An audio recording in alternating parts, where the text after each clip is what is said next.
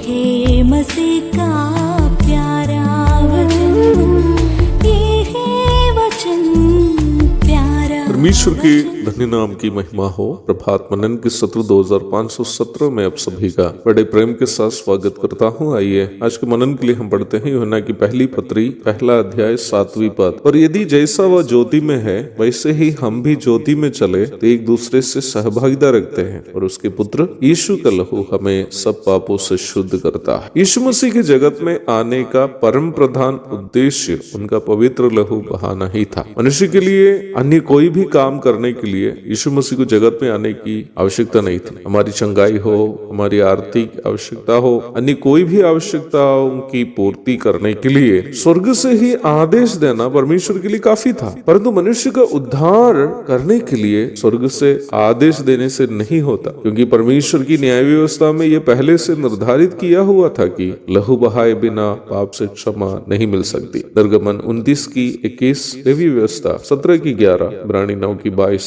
भारतीय दर्शन शास्त्र में भी समान प्रकार की विचारधारा आप देख सकते हैं। तैत्तिरीय आरण्यकम उपनिषद में हम इस प्रकार देखते हैं, सर्वो पाप परिहारो रक्तम प्रोषणम आवश्य, अर्थात लहू बहाए बिना पाप की क्षमा असंभव है। ऋषि मुनियों को यहूदी व्यवस्था से मिली हुई जानकारी से ही हो सकता है कि भारतीय दर्शन शास्त्र में हम निम्न प्रकार की विचारधारा देखते हैं। कैसे भी हो, परमेश्वर की न्याय व्यवस्था में यह बात पहले से अंकित था कि पाप क्षमा के लिए पवित्र खून बहना जरूरी है। पाप में डूबे हुए मनुष्य पवित्र लहू कहाँ से प्राप्त करेंगे? निर्दोष जानवरों को बलि चढ़ाने की प्रथा भी इसी तथ्य पर आधारित है। यहूदी लोगों की आर्थिक स्थिति के अनुसार धनी लोग बैल बछड़ा आदि को, और मध्य वर्ग के लोग भेड़ों बकरियों को, और बिल्कुल गरीब लोग कबूतर को परमेश्वर के लिए बलि चढ़ाते थे। यूसुफ और मरियम बिल्कुल गरीब होने के कारण कबूतर को बलि चढ़ाने का जिक्र आप लूका 2 की 24 में देख सकते हैं। परंतु इन बलियां उन्हें नियमित रूप में करते रहने की मजबूरी थी, क्योंकि न्याय व्यवस्था ही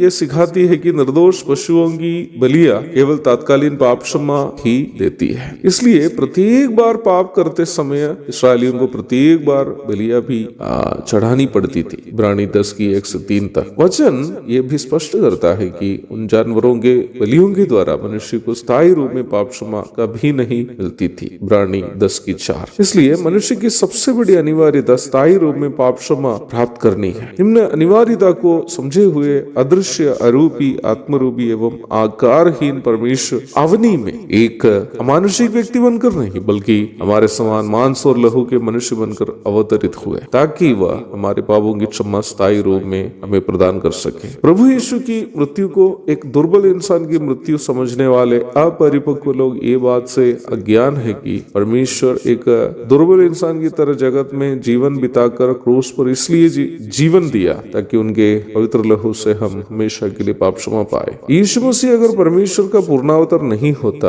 और वह लहू बहाकर क्रूस पर नहीं मरा होता, तो हम कभी भी उनकी मृत्यु से उद्धार नहीं प्राप्त कर पाते। परंतु वह परमेश्वर के पूर्णावतार होकर हमारे बदले लहू बहाने के कारण हमारे कठोर से कठोर पाप भी उनके पवित्र लहू में धुल जाता है, क्योंकि उनका लहू परम पवित्र लहू है। मेरे प्रिय भाई बहनों, अवश्य याद रखें, यीशु मसीह में हमें मिलने वाली सबसे बड़ी सौभाग्यता हमारे पापों की क्षमा है। एक और शुभ दिन की धन्य कामनाओं के साथ आज के मनन में समाप्त करता हूँ। प्रभु आप सबको आशीष दे। आमीन।